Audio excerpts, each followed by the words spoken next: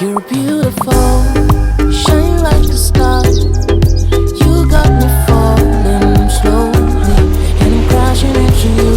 Oh baby, wherever you go, I pray the angels remind you. Mabuhay Pilipinas! What's up you dyan? Welcome back to Kakastart. Bibo.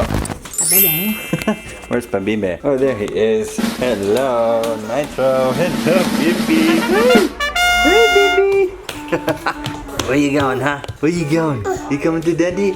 Hey? Yes. Oh. So ngayong araw, Dwaine fam, pumunta ako sa Supernova. So yun yung parang parang Comic-Con ng Australia. Yes. So yung tito ko may business siya, live action roleplay business. So may stall siya dun. So tulungan ko siya magtayo ng stall na yan. Hello baby. Hello. Funny. So iwanan ko muna si Nitro and I'm going to Uncle Wazza's house. Tara na. Okay, tara na, Dwaine fam. Punta na tayo sa bahay ni Uncle Wazza. Tapos, sasama ko sa kanya papuntang Gold Coast, ganun. 12:51 1 PM dapat. Nandun na ako. Yung camera ko andito sa tabi ko. It's sliding all around the seat. Hello. So yung Supernova, yung pupuntahan namin ngayon, bukas pa siya actually mag-start. Kaso dahil may tindahan si Tito Wazza dun sa Supernova, pupunta kami dun ngayon, the day before, para mag-set up ng tindahan niya. So, madali lang yan, maliit lang yung tindahan niya. So yung business ni Tito Wazza, ano po siya? Live action roleplay. Pang nerd talaga siya. Nerd, N-E-R-D. So yung mga yung mga mahilig sa mga fantasy or medieval, ganon. Para siyang medieval war, like Lord of the Rings or Game of Thrones, ganon. Parang may mga nagko-cosplay, tapos nag-aaway sila kasama ng mga espada, shield, ganon. It's a lot of fun. It's a lot of fun. Minsan may nasasakitan talaga ng hampas ng espada, ganon. Pero sige lang. It's a lot of fun. So we're going to set that up. Woo! Uncle Wazza. Oh, you got a shirt for me? Oh no, got like you have to wear those vests because it's pumpkin crap. Oh, the high vis stuff. Okay. So here we are. We're gonna set up at Supernova. Is that Jay? Yeah, just drive there, mate. Just park up in there. Ayan, mga arrow. Mga peking arrow pang medieval battle. Tingnan nyo. Malambot yung sa dulo para hindi masasakitan. Can you just This is Jay. He's the treasurer. How much are you carrying your freaking wallet, dude? 1, Wow, yeah man. 3, Special. 5, 6, 7, Jay, 8. he's rich as hell because he works his ass off as a This is from Aaron tonight. No, MDMA, man. MDMA ain't coke. Well, I don't touch heroin. That's a drug addict, you know. By Coke you mean Coca-Cola, yeah? Ito yung armory ni Uncle Wazza. Arrows and some axes and just some little stuff. Tingnan nyo, Dungeons and Dragons miniature. Ayun. Ganda, no? Okay, Dwaine fam, ngayon naman, tara na! We are going to the Gold Coast, dun sa Supernova. So we've packed the ute. Nag-impake na kami sa kotse ni Uncle Wazza. And then we're gonna set it all up. Tara na. Hi! Ako po si Bailey at may Phil Talk ako. If you want to learn Tagalog or Bisaya, Phil Talk is awesome. Just go to philtalk.net and create an account. Sign up to Phil Talk today. Alright, medyo malayo po yung Gold Coast sa atin. Isang oras siguro yung biyahe pupunta dun. So, ayun, chill muna tayo. Tulog muna tayo. Joke. Delikado yun. Hey, Uncle Waz. Yeah, I just got here. Are you guys here? Where are you? Yeah. Where are you guys? I'm not in bed. I missed the turn off. Oh, spewing. So I'm hoping you use one of these passes to get parking and all that crap. Oh, really? Okay, I'll just wait for you out front then. So are you at the actual sure where parking or whatever. I think there's some place you got to go. I don't know which way. I'll have a look on the. I'll have a look and then see. I'm gonna push a freaking speakerphone or anything else going on. I think that's it there. I think I've got you there now. I don't know if you think it, whatever. Okay. I'm just in like the underground parking area. I don't know. I'll just have to wait for you guys out front, I guess. Yeah, I don't know where he is. I think I'm the little sheet here we shows us where we can. Are you off the main road? So you've gone from the main road, like where the casino is, and then you turn left into the underground cover parking, is that it? Yeah, that's right. Yeah, Yep. Look at this dude. Okay, yep, no worries then. Alright, see you soon. We're about 2 minutes away. Okay, cool. Yep, no worries. Yeah, we're close. That's probably less than that, actually. Alright, sweet as. Alright, well, I'll see you soon then. Yeah, see you later. Alright, bye. Okay, so malapit na sila. Malapit na. Parking na tayo. Tapos, ayun, we'll go and meet them at the front. Okay, tara na. Alright guys, nandito na tayo. Nandito na rin si Uncle Wazza. Ayun.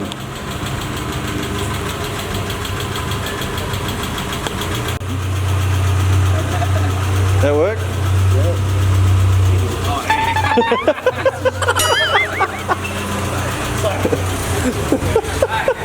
Picked that one out, alright?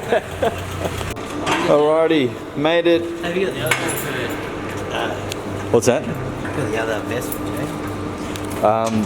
In my car. Oh, you didn't? Oh. No. Well, you better hope so. Yeah, rip you up here. They charge you $20 for a freaking vest. Really? Pretty sure it's, yeah, here it is. Oh, good. I was lucky. Yes. Okay, eto ba siya? Well, where the hell we going? Hindi ko alam kung saan dapat tayo pupunta.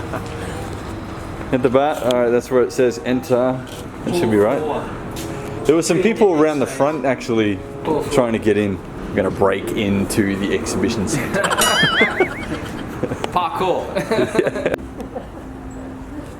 You know, Ganda, no? last year, what they did was they put up fences all around here.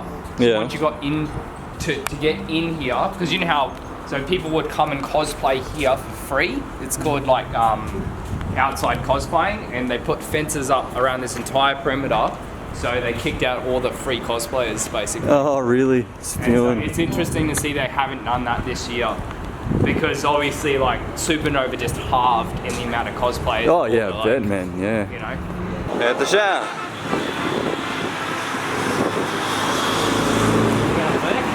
Yes, it works! We found it!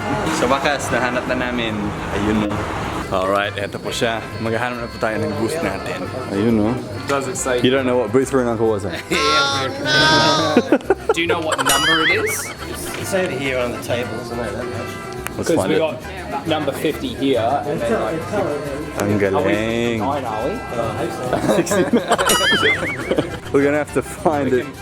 We're gonna have to walk everywhere till we see it. So, yeah. Bukas, sobrang busy na dito, as in. Yung actor na yan, pupunta siya dito bukas. Yung actor ng Wolf Creek. So, ganyan kaliit yung ano namin. Yung parang tindahan namin. That's just how big it's gonna be, yeah? Yours? About that? Yeah. Here it is, Dragon's Gauntlet. Eto po siya, 78. 78, mate. International. Amnesty International LGBT Network, mate. Yun yung kapitbahay namin ng LGBT Amnesty International. So yan, ito siya. Dito po tayo mag-set up ng store, ng tindahan. Ang ganda yun, di ba? Pagpasok sila dito, ayan, nandyan na tayo. Mabuti pa dito sa Australia may mga event, no? I think tama po yung decision namin na umalis kami sa Pilipinas noong December. Kasi ngayon, mas grabe na ang COVID sa Manila. So, Nitro would still be stuck sa loob ng bahay. So yeah, buti na lang. Yeah, we came here to Australia. May mga nagtatanong kung forever kami dito sa Australia. The answer is, sana hindi. Sana babalik kami sa Pilipinas. Pero habang grabe ang COVID cases dun, I think it's best we stay here, no? Para kay Nitro, para sa pamilya namin, ganun, no? Ngayon po, ina-unload po namin yung kotse.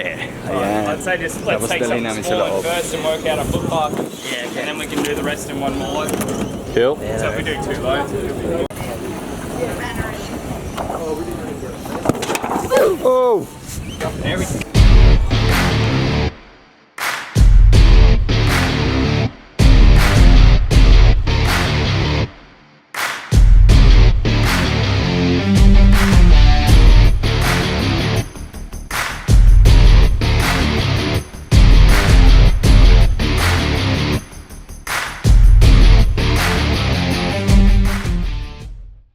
Alright, done. Look at that. Beauty. Woohoo! Yun na siya, tapos na siya. Ito yung tindahan, Dragon's Gauntlet. Ayun o, mga bone arrow, mga espada. Oh, may dragon pa oh. Ayun. Let's give an idea. Okay, Dwaine fam, tapos na po tayo. Ayan, so uwi na. Bukas ang event. Bukas yung yung Supernova event. Vlog ko bukas. So ngayon, uwi na ako. Baka papagalitan ako ni Shanta. Kasi ngayon magdi-dinner kami ng mga kapatid kong lalaki.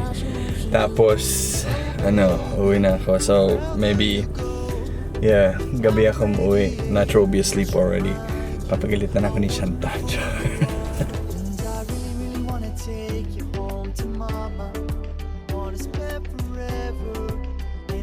Crap off.